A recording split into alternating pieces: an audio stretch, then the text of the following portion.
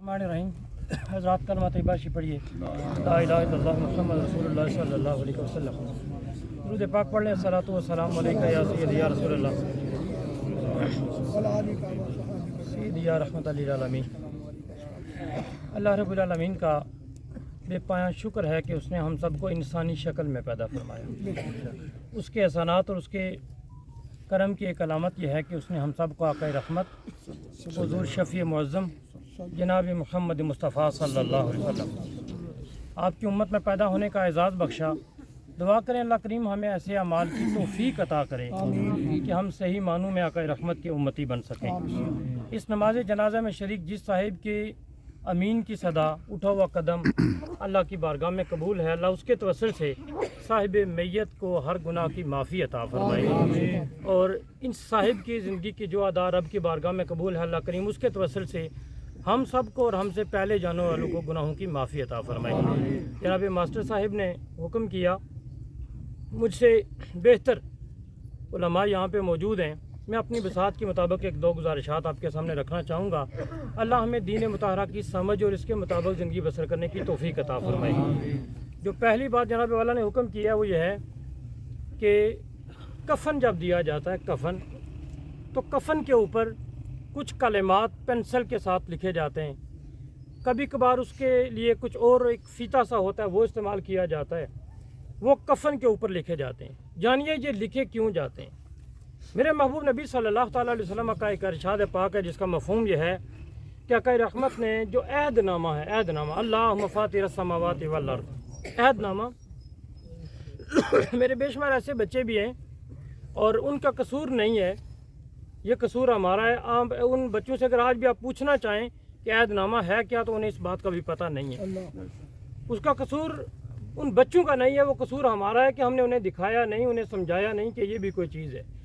उसके बारे में मेरे मुस्तफ़ा करीम का इरशाद पाक है, फरमाया कि जो साहिब अहदनामा साथ लेके कब्र में जाएगा तो अल्लाह करीम उसको कब्र के अजाब से महफूज रखेगा। ज़रा गौर फरमाइए, अब इससे मुराद क्या थी। इस अहदनामा को हर रोज़ हमें तिलावत करना चाहिए था ताकि हमें याद हो जाए और ये हमारे सीने में मौजूद हो। हमने इसका दूसरा रुख ले लिया कि ज़िंदगी में अहदनामा पढ़ना नहीं है, बल्कि बाज़ साहिबान कब्र के अंदर एक छोटा सा ताकचा बनवा लेते हैं और उसके अंदर रखवा देते हैं। हालांकि ऐसा करना दुरुस्त नहीं है। दुरुस्त बात यह है कि अहदनामा हर साहिब को ज़ुबानी याद होना चाहिए और इसे सीने में लेके जाएं। अब इससे अगली बात कि अगर उस ताकचे से बात आगे बढ़ी है तो हमने इसे कफन पे लिखना शुरू कर लिया है। हज़रात, अगर आप मैयत को जब गुस्ल दे लें तो गुस्ल देते हुए जो आपका मजहबी रहनुमा वहाँ पे मौजूद हो जिसे आप रहनुमाई ले सकते हैं, तो सबसे बेहतरीन तरीका यह है कि हाथ की उंगली से उसके माथे के ऊपर लिखें ला इलाहा इल्लल्लाहु मुहम्मद रसूलुल्लाह। सही तरीका यह है। आपने एक रवायत शायद सुनी होगी, जब सबसे पहली वही नाजिल हुई, वो तफसील लंबी है, जो उसका खुलासा है जो मेरे मुताबिक है मैं आपकी खिदमत में रखता हूँ।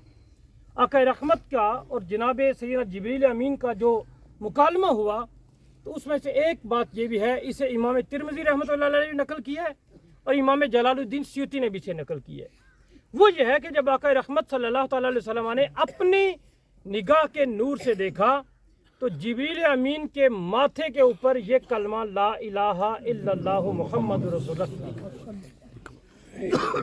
इस एतबार से मैयत को जब गुस्ल दे लिया जाए तो उसके बाद कफन पहनाने से पहले या बाद हाथ पे ये लिखा जाए, उसके माथे पे ये लिखा जाए, उसके दाएं रुखसार के ऊपर लफ्ज़ अल्लाह लिखा जाए और बाएं रुखसार के ऊपर लफ्ज़ मोहम्मद लिखा जाए। अब इससे थोड़ा सा आगे जाएं। जो बात अहदनामा की है, इसका सही तरीका और सही उसूल यह है कि हाथ की उंगली के साथ उसके सीने के ऊपर लिखें। हाँ, यहाँ रुक कर के एक बात और जाननी है। अगर कोई साहिब वो किसी मजहबी रहनुमा को, किसी आलिम को, किसी हाफिज को ये कहे कि ये आप यहाँ पेंसिल के साथ लिखें, तो उसका इनकार करना ये दुरुस्त नहीं है। इसलिए कि जब उसने कह दिया तो अब इसका गुनाह है या अजर है یہ اس کے سر ہے، لیکن جو حقیقی بات ہے وہ میں نے آپ کے سامنے رکھی ہے۔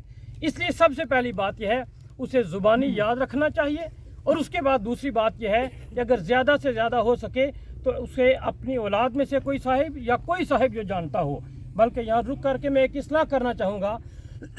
ہمارا مسئلہ تو یہ ہے کہ ہم بعض اوقات اپنے بچوں کی بارات کا دن رکھتے ہیں تو ہم اس قدر عقلی طور پہ کمزور ہو چکے ہیں کہ ہم جمعے کا دن رکھ لیں گے، اور عین جمعے کا وقت ہوگا تو ہم اس شادی میں ہمارے ساتھ 200 بندہ ہوگا۔ اب 200 بندے کی جمعے کی نماز ضائع ہو رہی ہے، اور ابتدا سے اس شادی کو ہم خراب کر رہے ہیں۔ ہم بعد میں کہنا چاہتے ہیں جناب بد نظری ہو گئی ہے، جادو ہو گیا ہے، فلاں ہو گیا ہے۔ نہیں صاحب، آپ کی اور ہماری عقل یہ خراب ہو چکی ہے۔ آپ جمعے سے ایک دن آگے لے جائیں، ایک دن پیچھے لے آئیں، کیوں آپ وہ سارے معاملات کرتے ہیں کہ جس میں دین کے معاملے میں آڑ آتی ہے؟ تو یہ یاد رکھیے، ایسے اعمال سے توجہ کرنی چاہیے۔ تو بالکل مختصر بات جو اس سے اگلی ماسٹر صاحب نے کہی، قبر کے پختہ کرنے کے اعتبار سے، قبر کو پختہ کرنا دو اعتبار سے ہے۔ ایک یہ ہے کہ قبر کو اندر سے پختہ کرنا ہے یا کیسے کرنا ہے، دوسرا قبر کو باہر سے پختہ کرنا کیسا ہے۔ جو قبر کے اندر کی کیفیت ہے، آقا رحمت کا ارشاد پاک یہ ہے کہ آگ پہ بنی ہوئی چیز سے قبر بنانے سے گریز کرنا چاہیے۔ یہ صرف قبر کی بات نہیں، ایک لمبی حدیث ہے، ابھی میں بیان نہیں کر سکوں گا، وقت تھوڑا ہے۔ جانیے، جس علاقے میں آپ میں سے اکثر صاحبان سعودی عرب میں گئے ہوں گے، دیکھا ہوگا، وہاں پہ قبر کا یہ تصور نہیں ہے جو آج ہمارا ہے، وہاں پہ لحد کا تصور ہے۔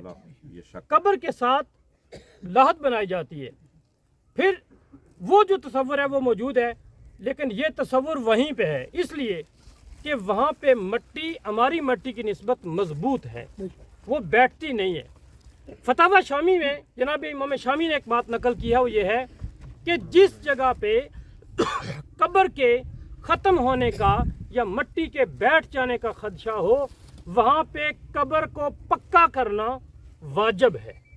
تو پکا کرنے سے مراد یہ نہیں ہے کہ بعض اوقات تو آج کل ہم سٹیل کی گرل لگانا شروع کر لیتے ہیں۔ ارے احباب، کس جانب ہم چلے گئے؟ ذرا غور فرمائیے، وہ چیزیں جس پر ہمیں غور کرنا چاہیے تھا۔ اب قبر کے اندر استعمال ہونے والا، اگر آپ کے پاس پتھر موجود ہو، سب سے اچھی بات یہ ہے جس میں کسی قسم کی کوئی قباحت موجود نہیں ہے۔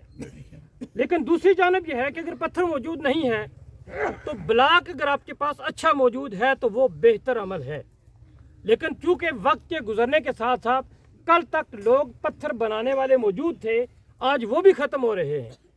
اگر کہیں پہ ایسی کوئی کیفیت نہیں ہے تو بامر مجبوری آپ آخری درجے میں جا کے، یا کہیں پہ جگہ کے ختم ہونے کا خدشہ ہو یا جگہ کے بیٹھ جانے کا خدشہ ہو، تو وہاں پہ آپ اس کے بجائے بہتر ہے کہ آپ لکڑی استعمال کریں۔